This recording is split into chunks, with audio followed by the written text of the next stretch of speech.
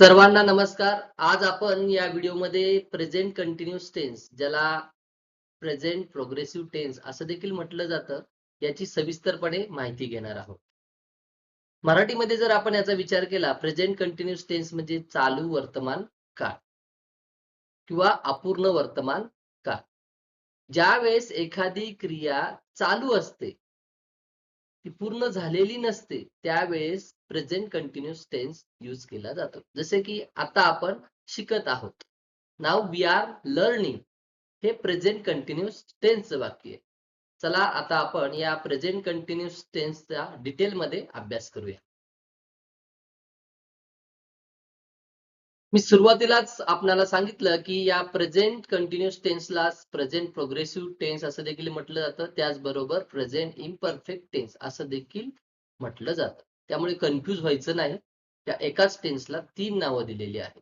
काही वेळेस परीक्षेमध्ये प्रेझेंट प्रोग्रेसिव्ह टेन्स विचारलं जातं, काही वेळेस प्रेझेंट कंटिन्युअस टेन्स विचारलं जाईल, तर काही वेळेस प्रेझेंट इम्परफेक्ट टेन्स असं देखील तुम्हाला विचारलं जाऊ शकतं. चला आपण या प्रेझेंट प्रोग्रेसिव्ह टेन्सची रचना पाहूया. याचं सेंटेन्स कसं असतं? सेंटेन्स मध्ये सुरुवातीला सब्जेक्ट असतो. सब्जेक्टच्या नंतर एम किंवा इज किंवा आर या तिघांपैकी एक सहाय्यकारी क्रियापद येणार. त्यानंतर वर्ब आणि अत्यंत महत्वाचं म्हणजे वर्बला आयएनजी लागलेला असेल. आता आपल्या मनात प्रश्न येतो की एम हे सहाय्यकारी क्रियापद कधी येतं, इज कधी येतं आणि आर कधी येतं. आपण पाहूया. एम कधी येणार आहे? ज्या वेळेस तुमचा सब्जेक्ट आय असणार आहे, त्याच्या पुढे एम आहे. ज्या वेळेस तुमचा सब्जेक्ट ही, शी, इट किंवा एखादं सिंग्युलर नेम असेल, मुलाचं नाव असेल, मुलीचं नाव असेल, त्यावेळेस तुम्ही इज हा सहाय्यकारी क्रियापद यूज करणार आहात.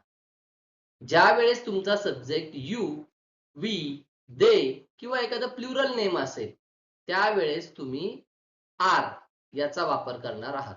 आता तुमच्या डोक्यामध्ये क्लिअर झालं असेल की एम हे सहाय्यकारी क्रियापद कधी वापरायचं, इज हे सहाय्यकारी क्रियापद कधी वापरायचं आणि आर हे सहाय्यकारी क्रियापद कधी वापरायचं.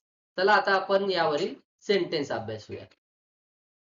आपल्या समोर एक सेंटेन्स दिसत आहे. अत्यंत सोपं सेंटेन्स आहे.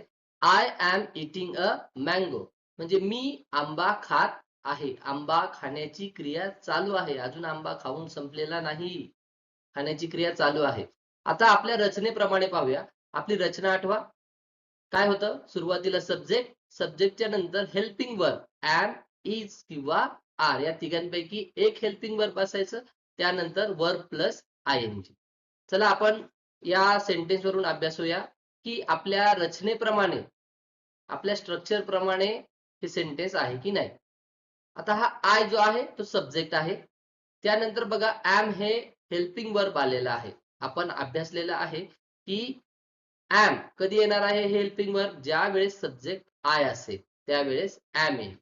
जर सब्जेक्ट ही, शी, इट किंवा सिंग्युलर नेम असेल त्यावेळेस हेल्पिंग वर्ब इज येईल. आणि ज्या वेळेस सब्जेक्ट हा दे, वी, यू किंवा एखादं प्लुरल नेम असेल त्यावेळेस आपल्याला सहाय्यकारी क्रियापद म्हणजे हेल्पिंग वर्ब आर घ्यावा लागेल. बघा पुन्हा पुन्हा सांगतोय कारण हे अत्यंत महत्वाचं आहे, त्यामुळे सांगतोय. पुढे वर्ब प्लस आयएनजी. इटचं काय झालेलं आहे? मूळ क्रियापद काय आहे? मेन वर्ब इट आहे, त्याला आयएनजी लागलेला आहे. प्रेझेंट पार्टिसिपल आले त्याचं. इटचं झालेलं आहे इटिंग आणि पुढे अ मँगो. या प्रकारची आणखी सेंटेन्सेस आपण पाहूया.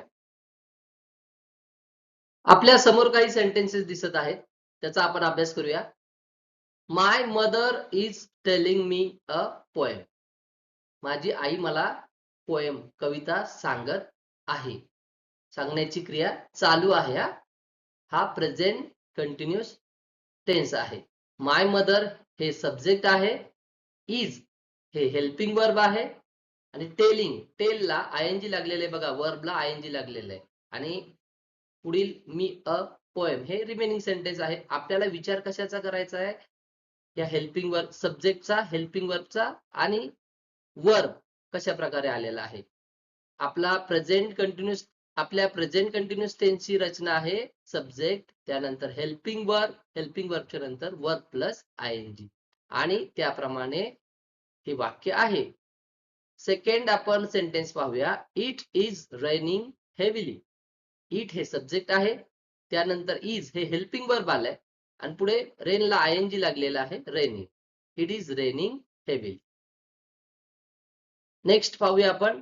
Children are playing in the garden.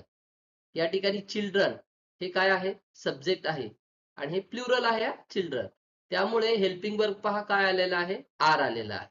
पुढे प्लेला आयएनजी लागले, प्लेइंग झालेला आहे. Children are playing in the garden.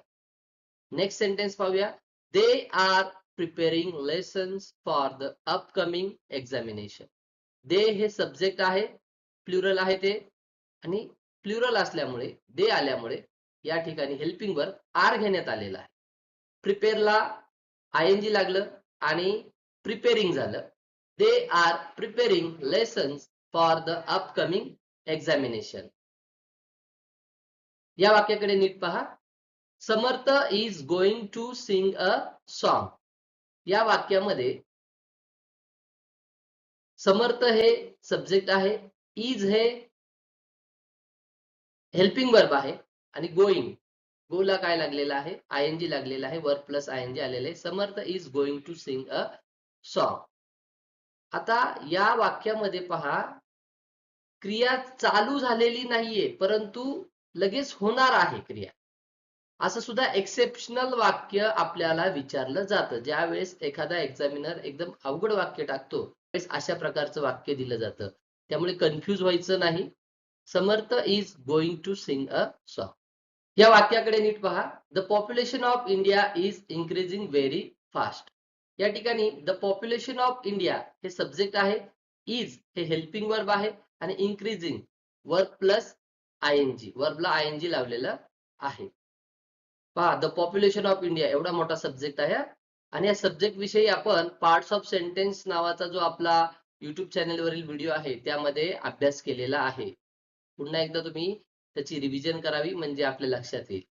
Next sentence आहे. She is sweeping the floor at present. She हे काय आहे, सब्जेक्ट आहे, इज हे हेल्पिंग वर्ब घेतलेला आहे आणि पुढे स्वीपिंग, स्वीप हे वर्ब आहे त्याला आयएनजी लागलेला आहे, स्वीपिंग झालेला आहे. She is sweeping the floor at present. आता आपण काही स्पर्धा परीक्षांमध्ये विचारण्यात आलेल्या क्वेश्चन विषयी अभ्यास करूया.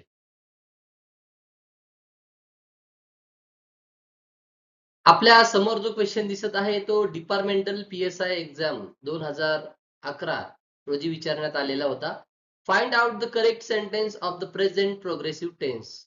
बघा, सुरुवातीलाच मी तुम्हाला सांगितलं होतं प्रेझेंट प्रोग्रेसिव्ह टेन्स म्हणजेच प्रेझेंट कंटिन्युअस टेन्स, अजून एक त्याला नाव आहे प्रेझेंट इम्परफेक्ट टेन्स. ही तिन्ही नावं आपल्या लक्षात असली पाहिजेत. याची रचना लगेच आठवा. सब्जेक्ट प्लस हेल्पिंग वर्ब, त्यानंतर वर्ब प्लस आयएनजी. पहिलं सेंटेन्स आपण पाहूया. Sachin pledge beautifully.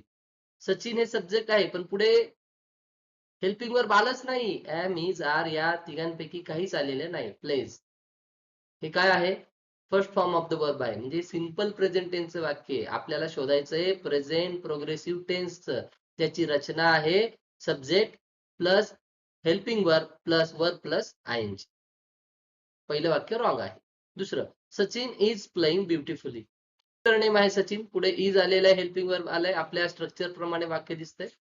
पुढे आपण पाहूया वर्ब प्लस आयएनजी आहे का, प्लेइंग आहे, पुढे ब्युटिफुली दिलेलं आहे. रिमेनिंग सेंटेन्स आहे ते सचिन इज प्लेइंग ब्युटिफुली. हे वाक्य आपल्या स्ट्रक्चर मध्ये बसते, हे वाक्य बरोबर आहे. सेंटेन्स नंबर 2 हे करेक्ट आहे. जर या तिसऱ्या वाक्याकडे आपण जर पाहिलं तर आपल्या लक्षात येईल. पहा, Sachin has been playing beautifully. काही वेळेस आपण काय गोंधळ करतो की कंटिन्युअस टेन्स प्रोग्रेसिव्ह टेन्स आहे म्हणजे वर्ब प्लस आयएनजी, असं नाही. आपल्याला हेल्पिंग वर्ब सुद्धा पाहावे लागतात. कोणते आले पाहिजेत, एम, इज, आर यापैकी आले का काही, नाही. हॅज आलेलं आहे, हॅज बीन प्लेइंग ब्युटिफुली. हे परफेक्ट कंटिन्युअस प्रेझेंट टेन्स मधलं वाक्य आहे, प्रेझेंट प्रोग्रेसिव्ह टेन्स मधील नाहीये. सोपी आयडिया आपली. Helping verb am, is, are आलंय का, नाही आलं, नाही वाक्य. 4 नंबरचं सेंटेन्स पाहूया. Sachin has playing. इथे सुद्धा helping verb am, is, are या तिघांपैकी एकच पाहिजे, नाही आलेलं, हॅज आलेलं आहे, रॉंग आहे. आता आपल्या समोर एक वाक्य दिसत आहे. She writes a letter to her mother आणि आपल्याला इन्स्ट्रक्शन्स काय दिलेले आहेत? Rewrite sentence in present continuous tense. हे वाक्य आपल्याला प्रेझेंट कंटिन्युअस टेन्स मध्ये बनवायचं आहे. वाक्य त्यांनी दिलंय, she writes a letter to her mother. आपली रचना काय सांगते प्रेझेंट कंटिन्युअस टेन्सची? Subject plus helping verb am, is किंवा आर. चला मग आता हा सब्जेक्ट, सी हा सब्जेक्ट आहे, मी सी सब्जेक्ट घेतला. त्यानंतर मला हेल्पिंग वर्ब घ्यावा लागेल. शी असल्यामुळे मी हेल्पिंग वर्ब इज घेणार आहे. हेल्पिंग वर्बच्या नंतर काय येत आहे? Verb plus आयएनजी. आता इथे वर्ब पहा काय आहे? राइट्स. हे वर्ब आहे.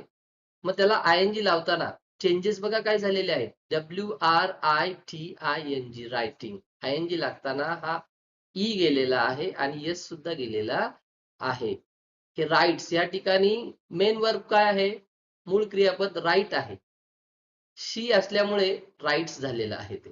हे सिंपल प्रेझेंट टेन्स मधील वाक्य ते आपल्याला प्रेझेंट कंटिन्युअस टेन्स मध्ये कन्वर्ट करण्यासाठी त्यांनी सांगितलेलं आहे. रचनेप्रमाणे आपण सुरुवातीला सब्जेक्ट घेतला, सब्जेक्ट त्यांनी सी दिलेला आहे, तोच घ्यायचा, सी चेंज करायचं नाही. पुढे आपल्याला घ्यायचं आहे हेल्पिंग वर्ब. शी हा सब्जेक्ट असल्यामुळे हेल्पिंग वर्ब पुढे येईल इज आणि वर्ब प्लस आयएनजी. राईट हे काय आहे? वर्ब आहे, त्याला आयएनजी आपण लावलेला आहे. हे प्रेझेंट पार्टिसिपल बनवण्याचे काही नियम आहेत वर्बला आयएनजी लावण्याचे. त्याचा सेपरेट व्हिडिओ आपल्या युट्यूब चॅनल वरती देण्यात आलेला आहे, तो तुम्ही कृपया सविस्तरपणे अभ्यासा. शी सब्जेक्ट झालं, इज हेल्पिंग वर्ब झालं, रायटिंग वर्ब प्लस आयएनजी झालं आणि पुढे उरलेला हा a letter to her mother remaining sentence ते ऍज इट इज आपल्याला लिहायचं आहे आणि आपल्याला हा मार्क मिळून जातो. She is writing a letter to her mother. हे झालं आपलं प्रेझेंट कंटिन्युअस टेन्स मधील वाक्य. या व्हिडिओमध्ये आपण प्रेझेंट कंटिन्युअस टेन्स, ज्याला प्रेझेंट प्रोग्रेसिव्ह टेन्स आणि प्रेझेंट इम्परफेक्ट टेन्स असं देखील म्हटलं जातं, त्याची माहिती सविस्तरपणे आणि एकदम इझिली परीक्षेमध्ये आलेल्या क्वेश्चन नुसार अभ्यासलेले आहे. आणखीन असे व्हिडिओ पाहण्यासाठी मी आपल्याला विनंती करेन की आपण चॅनेलला लाईक, सबस्क्राईब आणि शेअर करा. चला भेटूया पुढील व्हिडिओमध्ये. धन्यवाद.